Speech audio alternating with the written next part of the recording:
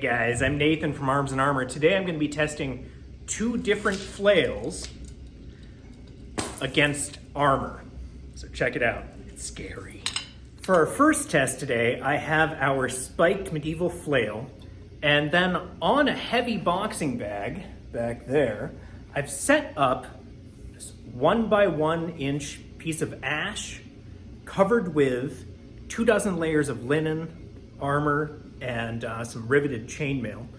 And I'm gonna hit it so we can get an idea of what it was like to be hit with this impact weapon through maille armor.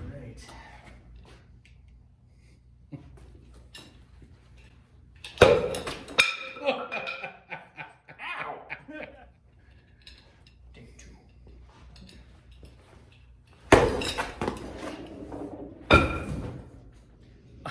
All right, I was kind of expecting the board would break, and it didn't.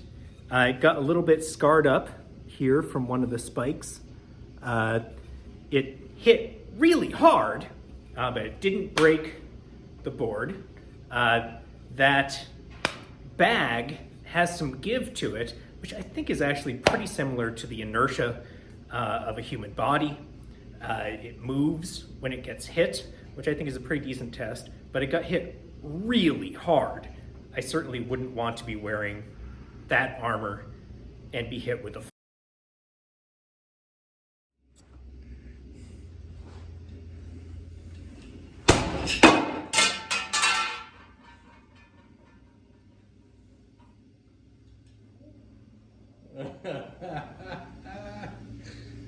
Harden your armor. This soft, mild steel, actually the spike of the flail made a hole through it, and it really collapsed the shape of this armor. So that flail is pretty effective against mild steel or iron armor, which was very common at various points in time in medieval Europe. Probably more common than hardened steel was if you look at the whole span of the Middle Ages. So definitely effective against this. The second test involves hitting a piece of nice plate armor with the flail. Now this plate armor is hardened 1050 steel. It's from our friend Josh Davis, Davis Reproductions. I'll put this on top of the bag and I'm gonna hit it with the flail.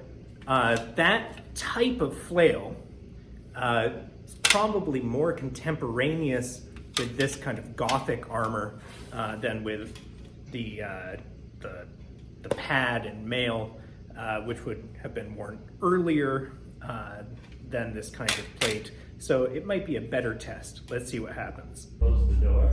Sure. Yeah.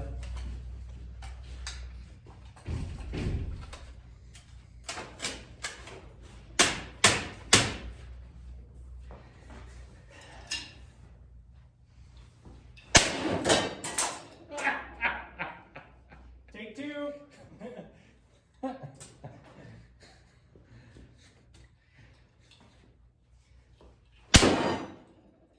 At the table.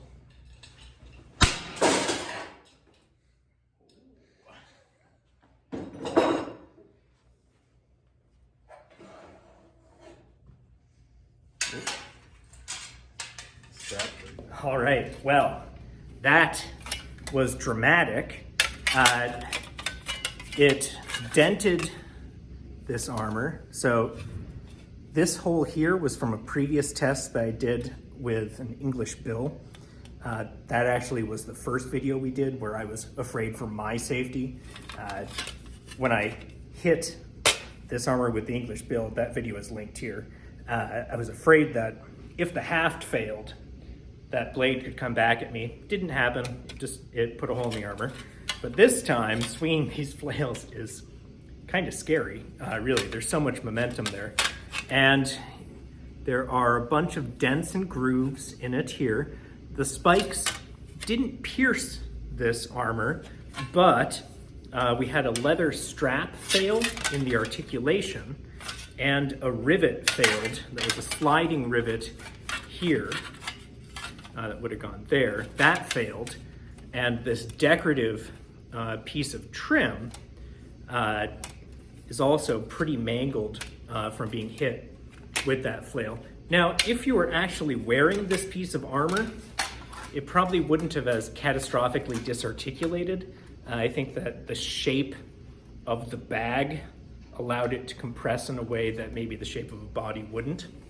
Nevertheless, it demonstrates how impact weapons, even when they don't go through plate armor, which we really don't expect them to particularly, can essentially break its articulation, right? If you can get these articulations to bust, they can inhibit your movement.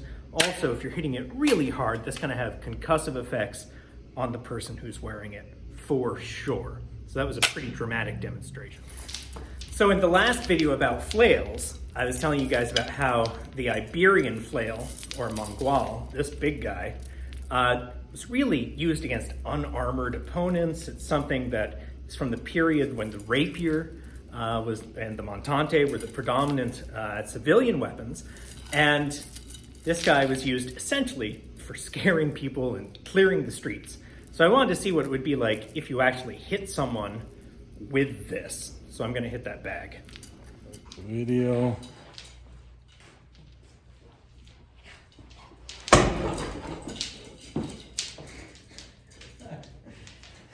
But that's, instead of leaping back. I know, I right? was worried. No, but it's like, you know, close to that on the back.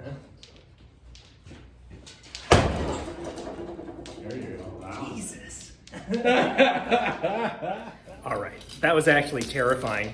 An interesting thing about this flail is that the chains are slightly longer than the handle, which means that if you hit something, those balls can bounce back and get you, right? On the medieval flail, the chain is really short so that if you hit something and it bounces back, it doesn't hit you on the hand and break your hand. So I was pretty afraid of this when I swung it, but it's interesting that that bag really kind of absorbed a bunch of the force. This hitting someone who is unarmored in this is pretty devastating. If you don't hit them in the head, it's probably not lethal, right? Which I'm a little bit curious if that's one of the reasons these would have been used. I mean, it's brutal, but you're probably not gonna kill them. I don't think. You may well break bones, and it's gonna be a bad day for you. It hits like a ton of bricks, but it's probably safer than getting stabbed with a rapier, for sure. So that's some pretty interesting stuff. Hope you enjoyed watching our weapons smack armor and heavy bags, and we'll do some more tests in the future. Take care.